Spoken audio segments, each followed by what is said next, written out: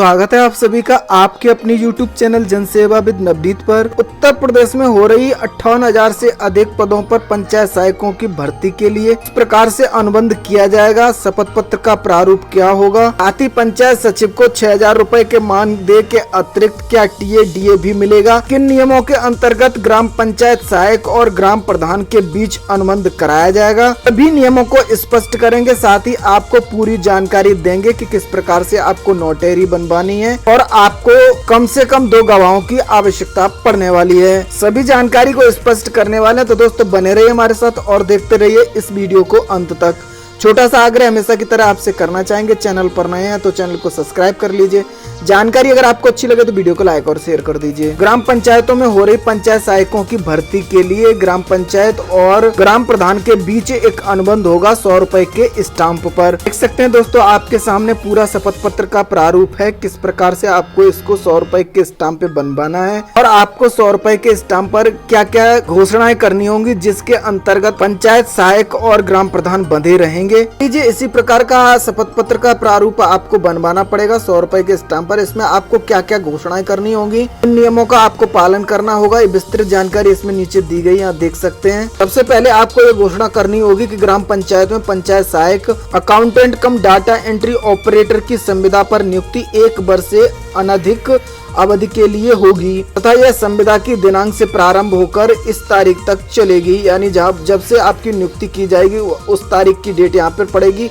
उसके बाद 1 वर्ष के लिए आपको नियुक्त किया जाएगा, तो उस तारीख को यहाँ पर नीचे डाला जाएगा जिस तारीख को आपका कार्यकाल 1 वर्ष का पूरा हो जाएगा। दूसरा नियम यहाँ पर बताया गया है कि यह संविदा उक्त अवधि में संविदा पर नियुक्त पंचायत सहायक, अकाउंटेंट कम डाटा एंट्री ऑपरेटर को 6,000 रुपए प्रति महीने की दर से नियत मानदेय दिया जाएगा। निर्धारित मानदेय की धनराशि के अतिरिक्त कोई अन्य धनराशि किसी भी दशा में पंचायत सहायक, अकाउंटेंट कम डाटा एंट्री ऑपरेटर को देय नहीं होगी। यानी 6,000 मानदेय के अतिरिक्त आपको एक पैसा भी सरकार की तरफ से नहीं दिया जाएगा। मीटिंग में जाने का खर्चा या अन्य भी जो आपके खर्चे होंगे वो आपको अपने मानदेय से ही वहन करने पड़ेंगे। आपको सरकार के कार्य से कहीं जाना होगा तब भी सरकार की तरफ से आपको कोई यात्रा भत्ता नहीं दिया जाएगा।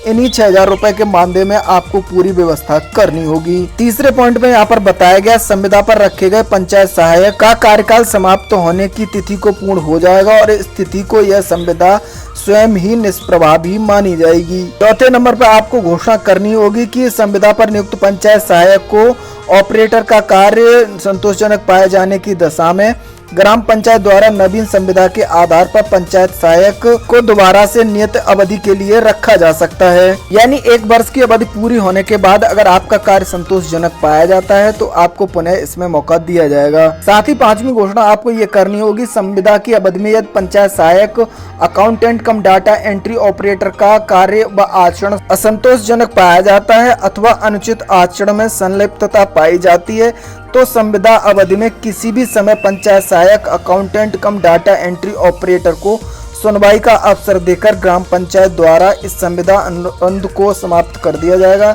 जिसके लिए पंचायत सहायक, अकाउंटेंट कम डाटा एंट्री ऑपरेटर द्वारा कोई आपत्ति नहीं की जाएगी। नहीं, आप पंचायत सहायक का अगर कार्य अच्छा नहीं होता है या फिर आपका आचरण सही नहीं पाया जाता है तो आपकी संविदा कभी भी समाप्त की जा सकती है। इसके लिए आप किसी भी प्रकार की आपत्ति भी नहीं जता पाएंगे। 6वें पॉइंट में आपको ये घोषणा करनी होगी कि पंचायत सहायक के किसी भी कृत्य से ग्राम पंचायत की किसी भी प्रकार की संपत्ति को यदि क्षति पहुंचती है, किसी अन्य कृत्य से वित्तीय क्षति पहुंचती है तो इस क्षति की प्रतिपूर्ति पंचायत सहायक, अकाउंटेंट कम डाटा एंट्री ऑपरेटर द्वारा की जाएगी। पंचायत की संपत्ति में किसी प्रकार का नुकसान पहुंचता है तो उसकी जिम्मेदारी डाटा कम एंट्री ऑपरेटर और पंचायत सहायक की होने वाली है। आपके द्वारा पंचायत सचिवालय की किसी भी संपत्ति को नुकसान पहुंचा तो इसके जिम्मेदार आप होंगे और आपसे ही इसकी भरपाई की जाएगी। इस संबंध में आपसे एक क्षतिपूर्ति अनुबंध भी कराया जाएगा। अब अगले नियम में यहाँ पर स्पष्ट किया गया है कि इस अनुबंध के अंतर्गत किसी विवाद के उत्पन्न होने की दशा में